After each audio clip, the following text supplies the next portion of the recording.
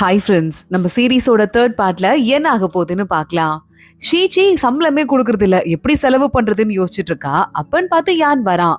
என் கூட சண்டை போட்டு நான் 3 அடி அடிப்பேன், அந்த 3 அடியை நீ சமாளிச்சா போதும், கண்டிப்பா உனக்கு காசு தந்துடுறேன் அப்படின்னு சொல்ல, சமாளிக்கிறேன் அப்படிங்கிற பேர்ல கால்ல விழறா, ஓடி போறா, எஸ்கேப் ஆகுறா. சமாளிச்சுட்ட 3 அடியை காசு கொடுங்க அப்படின்னு கேட்க, சம்பளம் கொடுப்பாங்க வாங்கிக்கோ அப்படின்னு யானும் அங்க இருந்து போயிடுறான். ஆனா சம்பளம் கொடுக்குற இடத்துல கூட ஷீச்சியோட ஸ்டெப் வந்ததுக்கு அப்புறமா அங்க காசு தீந்து போச்சு, இதுவரைய வாங்குறவங்களுக்கு மட்டும்தான், இதுக்கு மேல இல்லன்னு சொல்லிடுறாங்க. ஷீச்சி பாக்குறா, என்ன அநியாயமா இருக்கு, இப்படியே போனா எப்படிரா, நான் எப்படிரா வாழ்றது, மாத்து மருந்து எனக்கு வேணும்னா கூட காசு வேணுமேனு கூட பின்னாடி ஆளுங்க நிக்கிறாங்கல்ல, அவங்க கூட எல்லாம் சேர்ந்து சண்டை போட ஆரம்பிக்கிறா. ஒருத்தர் நைஸா அப்படியே ஏத்தி விட ஆரம்பிக்கிறான். இதுக்கு எல்லாம் காரணம் இந்த பினான்ஸ் மினிஸ்டர் தான், அவர்கிட்ட போய் நம்ம பேசாம கேட்டு பாக்கலாமா அப்படின்னு கேட்டுட்டு இருக்கான். ஆமா இல்ல, அவர் தான் காசு கொடுக்கணும், கொடுக்காம விட்டா நம்ம அவர்கிட்ட தான் கேட்கணும், அப்புறம் நம்ம குடும்பத்துக்கு எல்லாம் யாரு சப்போர்ட் பண்ணுவா, சரி சரி வாங்க போலாம், அதுக்கு முன்னாடி கமாண்டர் இருக்கார்ல அவர்கிட்ட மட்டும் பேசிட்டு ஒரு வார்த்தை கேட்டுட்டு போயிடலான்னு சொல்ல அத்தனை பேரும் பின்னாடியே வராங்க. ஷீச்சி யானோட ரூம்குள்ள நுழைகிறா. என் கூட வந்திருக்கிறது எத்தனை பேர்னு பாத்தீங்கல்ல அப்படின்னு கேக்குறா. யான் யாரு அப்படின்னு கேக்குறான். பார்த்தா அத்தனை பசங்களும் பயந்துட்டு வெளியவே நிக்கிறாங்க. எதுக்குடா இவ்ளோ பெரிய கேப், இதான் எனக்கு வைக்க போற ஆப்பானவ பாத்துட்டு, இல்ல நாங்கெல்லாம் ஒரு முடிவு பண்ணிருக்கோம், சீக்கிரமா போய் பினான்ஸ் மினிஸ்டர்ட்ட கேட்டு வந்துடலான் இருக்கோம்னு சொல்ல, அவரு ரொம்ப பெரிய ஆளு, கேக்குறதுனா அமைதியா கேட்கணும், பேச்சுவார்த்தை நடத்தணும், சத்தம் போட்ட உன் தலையே இருக்காது பாத்துக்கோ அப்படின்னு நம்ம யான் சொல்லிட்டு இருக்கான். அவ்வளவுதானே, நாங்க சண்டெல்லாம் போட போறது போல, சும்மா சார் ப்ளீஸ் சார் எங்களுக்கு சம்பளம் கொடுங்க சார், ரொம்ப கஷ்டமா இருக்கு சார், 3 மாசம் ஆச்சு சார்னு கேட்க போறோம், வேற ஒண்ணும் இல்ல அப்படின்னு ஷீச்சி சொல்றா. அவ்வளவுதான் பண்ண போறீங்கன்னா போயிட்டு வாங்க அப்படின்னு யானும் சொல்றான். ஷீச்சி உடனே அங்க இருக்கிற அத்தனை பேரையும் கூட்டிட்டு அங்க இருந்து ஓடிட்டு இருக்கா. அந்த மாதிரி பினான்ஸ் மினிஸ்டர்ட்ட எதுக்காக இவ்வளவு கோத்து பெட்டீங்க அப்படின்னு அசிஸ்டன்ட் கேட்டுட்டு இருக்கான். உடனே நம்ம யான் சொல்லிட்டு இருக்கான், இவளுக்கு என்னதான் பிரச்சனை வந்தாலும் ராஜா இருக்காரு காப்பாத்துறதுக்கு, சோ அதனால நம்ம ஆளுங்க யாரும் மாட்ட மாட்டாங்க பாரு அப்படின்னு யான் சொல்றான். சூப்பர் ஐடியா அப்படின்னு அவனும் பின்னாடியே ஓடிட்டு இருக்கான். பினான்ஸ் மினிஸ்டரோட வீட்டுக்கு வந்துட்டு இவங்க அத்தனை பேருமே வந்து போராட்டம் நடத்துற மாதிரி ஆரம்பிக்க, அந்த வீட்டோட மேனேஜர் வராரு. யார் வீட்டு முன்னாடி என்ன பண்றீங்க, நீங்க எல்லாம் கேபிட்டல் சிட்டியை பாதுகாக்கிற சீக்ரெட் ஏஜென்ட்ஸ், ஒழுங்கா இங்க இருந்து போயிடுங்கன்னு கத்திட்டு இருக்காரு.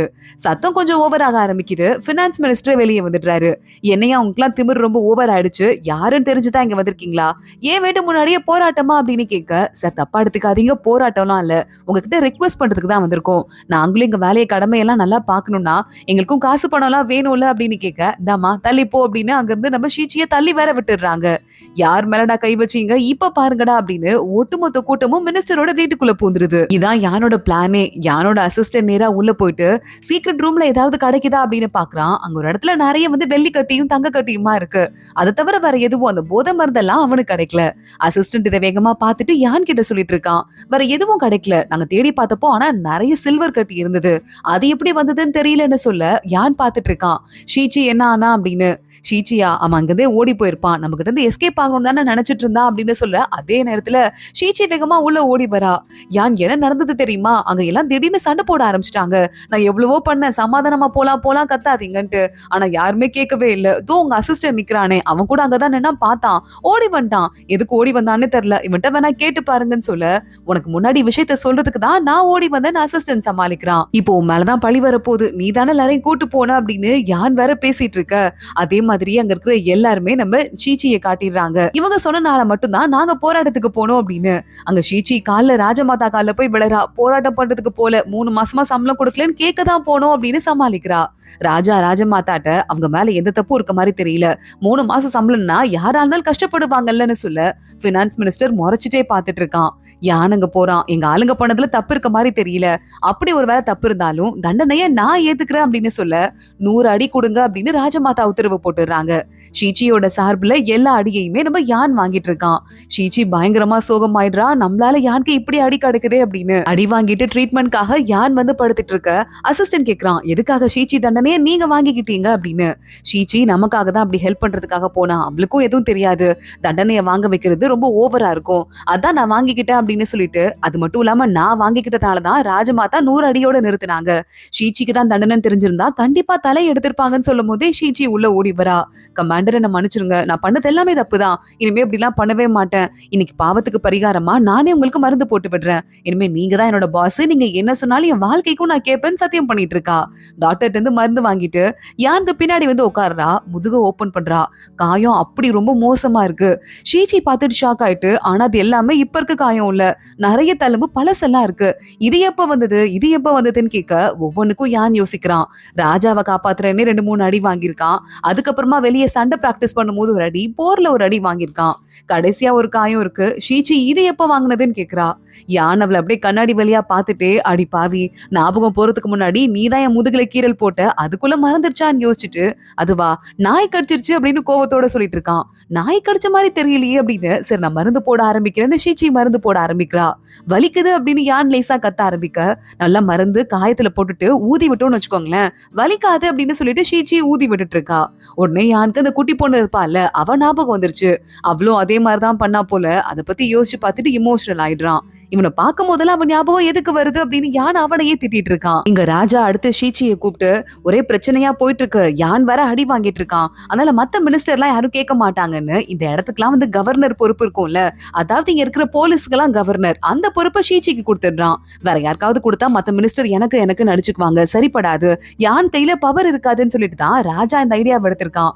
ஷீச்சி பாக்குறா, நான் எவ்வளவு பெரிய பவருக்கு வந்திருக்கேன், எனக்கு இத்தனோட ஐடி கார்டு கொடுக்குறீங்க, நல்லா பெருசா பிரிண்ட் பண்ணி கொடுங்கன்னு சொல்ல ராஜா பாக்குறாரு.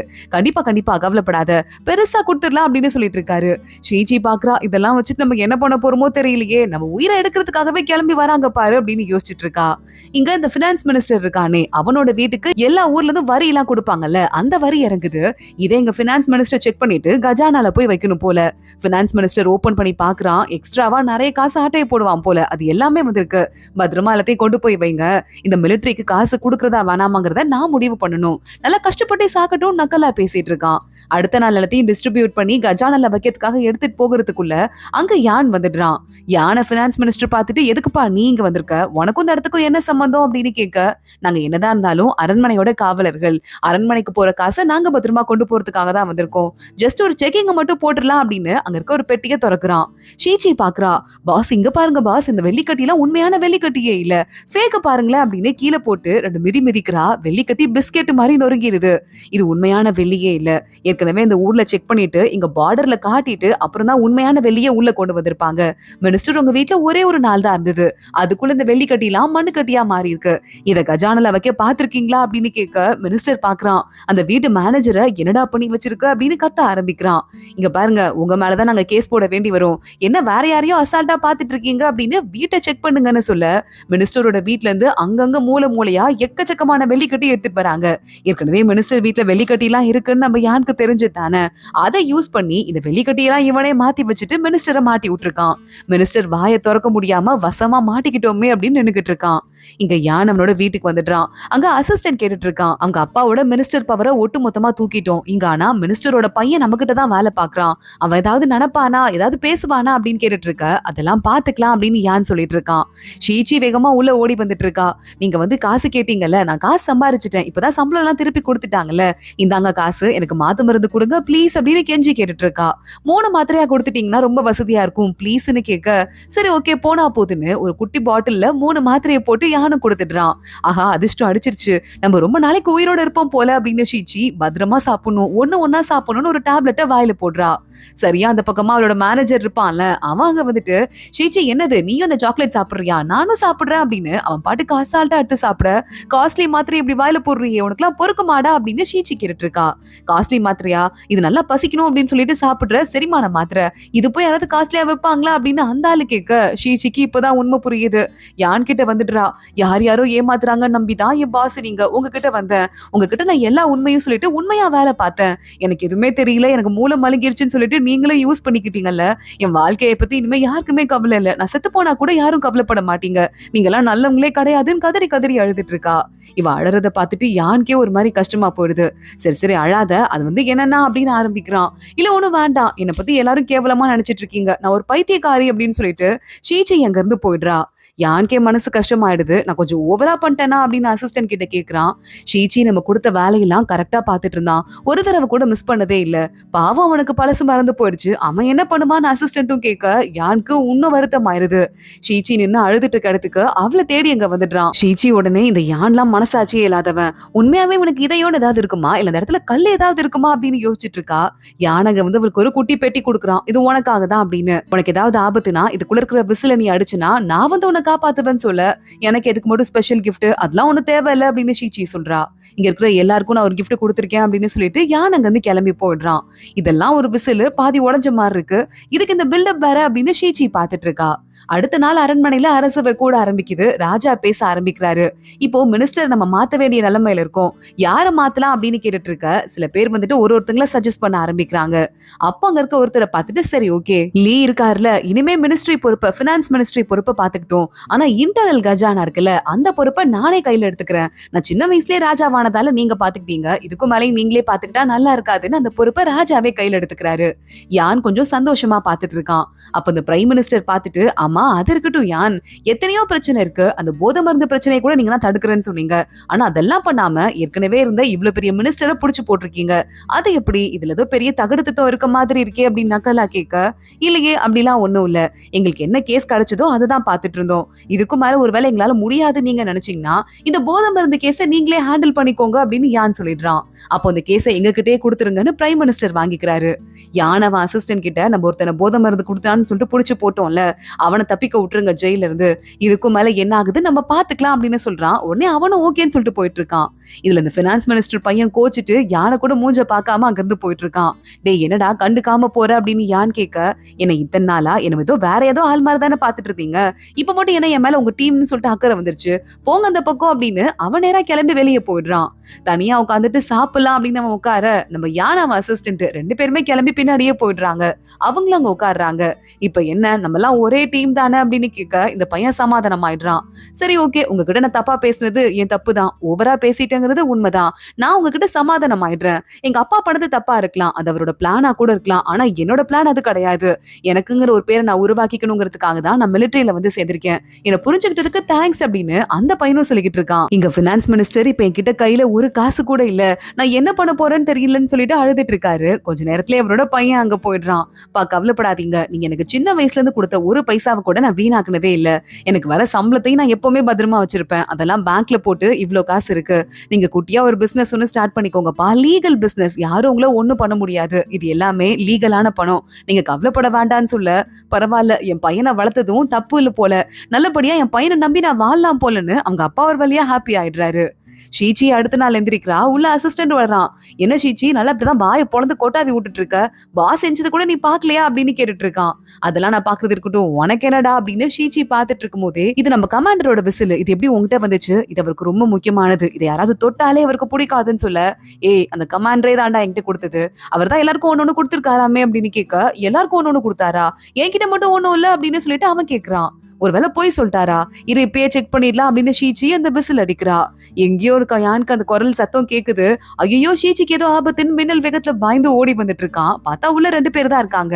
பரவாயில்லையே இந்த அளவுக்கு மின்னல் வேகத்துல ஓடி வருவீங்களா, பரவாயில்ல இதுவும் யூஸ் ஆகும் போலயேன்னு ஷீச்சி பார்த்துட்டு சும்மா ட்ரை பண்ண அப்படின்னு சொல்லிட்டு இருக்கா. யானோ மூஞ்சிலே ஒண்ணு விட்டனா அப்ப தெரியும் அப்படின்னு கத்த ஆரம்பிக்க, பக்கத்துல இருக்கவன் கேக்குறான், பஸ் எனக்கு மட்டும் ஏன் கிஃப்ட் கொடுக்கல, ஏன் கிஃப்ட் எங்க அப்படின்னு. வேற வழியே இல்லாம சரி சரி இதோ இப்ப எடுத்துட்டு வரேன் அப்படின்னு அவருக்கு பிடிச்ச ஒரு விசிறி ஒண்ணு இருக்கு யானுக்கு, அதை கொடுத்து விட்டுடுறாரு.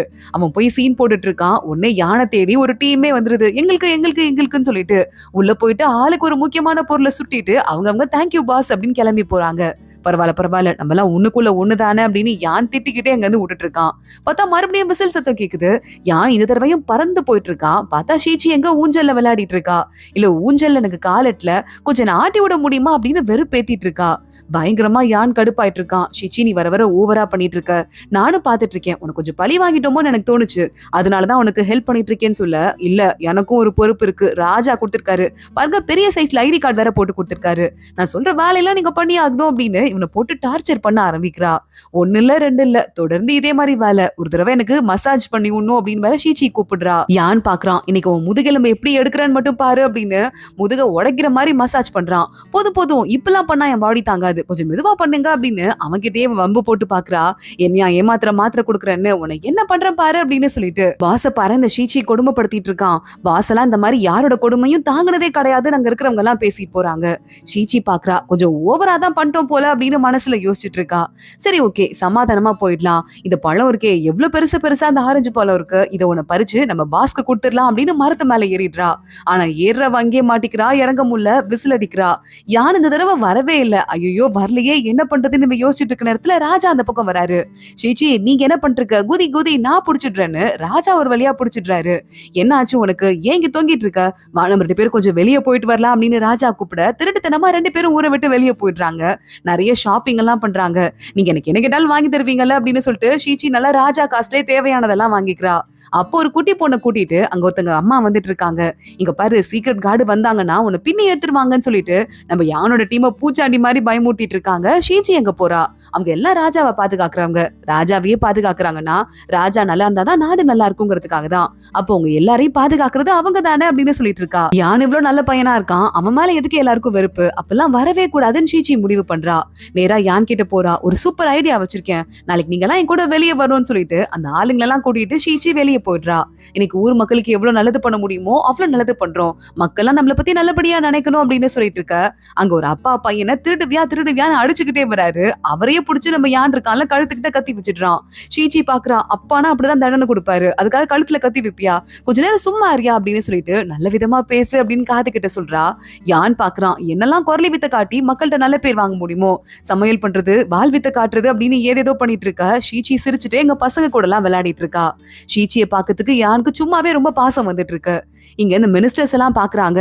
யான் இந்த கேஸ்ல ஏதாவது விசாரிச்சானா அப்படின்னு கேட்க, இல்ல இந்த ஷீச்சின்னு சொல்லிட்டு ஒருத்தன் புதுசா வந்திருக்கான்ல, அந்த டீமையே உண்டு இல்லைன்னு பண்ணிட்டு இருக்கான். சோ நம்ம கேஸ் எல்லாம் பத்தி விசாரிக்கிறதுக்கு யான் டீமுக்கு டைமே இல்லைன்னு சொல்ல, பரவாயில்லையே ரொம்ப நல்லதா போச்சுன்னு அந்த மினிஸ்டர் சொல்லிட்டு இருக்காரு. பிரைம் மினிஸ்டரோட பையன் ஷாவ் அங்க வந்துடுறான்.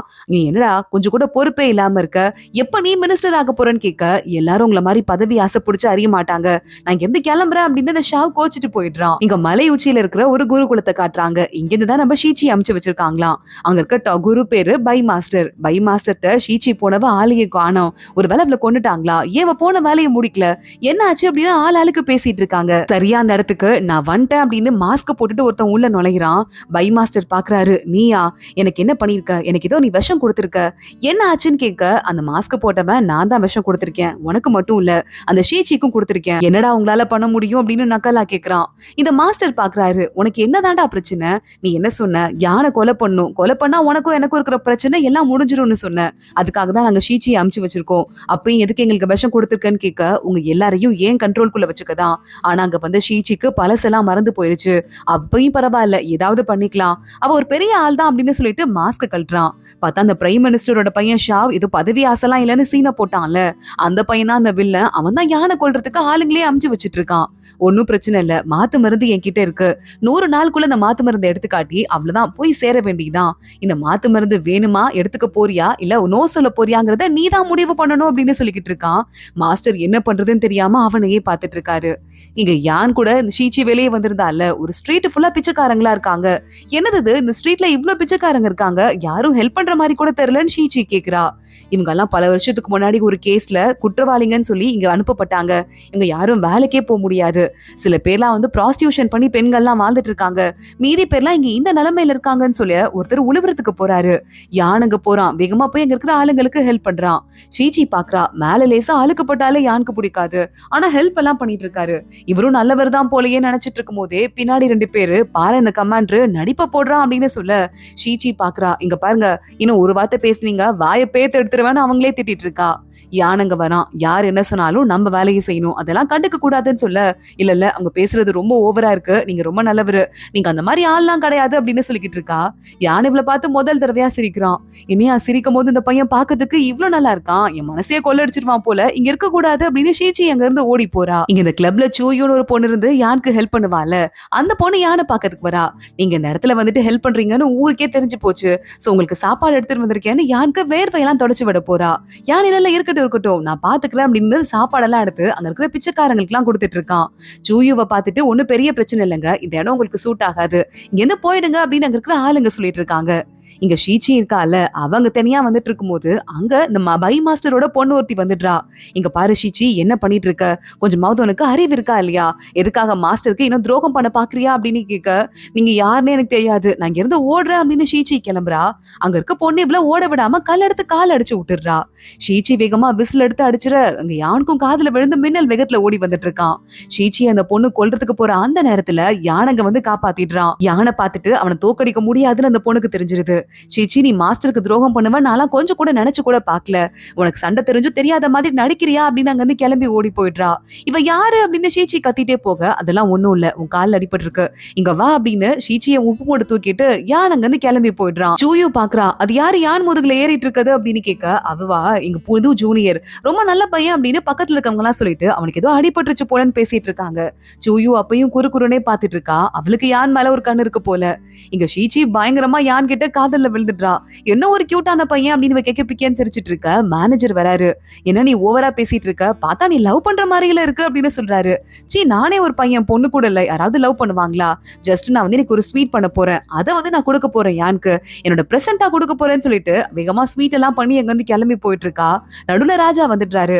ஹை ஸ்வீட் ஷிச்சி எனக்கு கொடு அப்படின்னு சொல்லிட்டு அதை வாங்கி அவர் சாப்பிட ஆரம்பிச்சிடுறாரு. கொஞ்ச நேரத்தை இவருக்கு தொண்டெல்லாம் கட்ட ஆரம்பிக்குது. ராஜா அப்படியே அங்கேயே விழுந்துடுறாரு. வேகமா அங்க யான் ஓடி வரான். இதுல என்னடா இருந்தது அப்படின்னு கேட்க, இல்ல இதுல வந்து பட்டுப்பொடி போட்டிருக்கு அப்படின்னு சொன்னதும் அவருக்கு அலர்ஜி இருக்கு, பெரியலா இலைய யாராவது சீக்கிரமா ஜூஸ் போட்டு எடுத்துப்பாங்க, இப்பவே போங்க அப்படின்னு யான் கத்த ஆரம்பிக்கிறான். கரெக்டா நம்ம ராணி வேற வந்துடுறா. ஷீச்சியை பார்த்து உன்னை சும்மா விட மாட்டேன், உனக்கு என் கையால தாண்டி இன்னைக்கு சாவு அப்படின்னு சொல்றதுக்குள்ள ராஜா ஏஞ்சிடுறாரு. இல்ல எனக்கு இப்போ உடம்பு நல்லாதான் இருக்கு, அவ ஒன்னும் தப்பு பண்ணல, அவன் வேணான்னு சொல்லியும் நான் தான் அதை எடுத்து சாப்பிட்டேன் அப்படின்னு சொல்ல, இப்ப கூட அவனுக்கு சப்போர்ட் பண்ணுவீங்க அப்படின்னு அங்க இருக்கிறவங்க எல்லாம் திட்ட ஆரம்பிக்கிறாங்க. அதோட தான் இன்னைக்கு எபிசோட் முடியுது. அடுத்தடுத்து என்ன ஆக போகுது தொடர்ந்து பார்க்கலாம். இந்த வீடியோவை லைக் பண்ணிக்கோங்க, மறக்காம நம்ம சேனலுக்கு சப்ஸ்கிரைப் பண்ணிட்டு பெல் ஐக்கனையும் கிளிக் பண்ணிக்கோங்க. அடுத்த வீடியோல பார்க்கலாம். அது வரைய பாய்.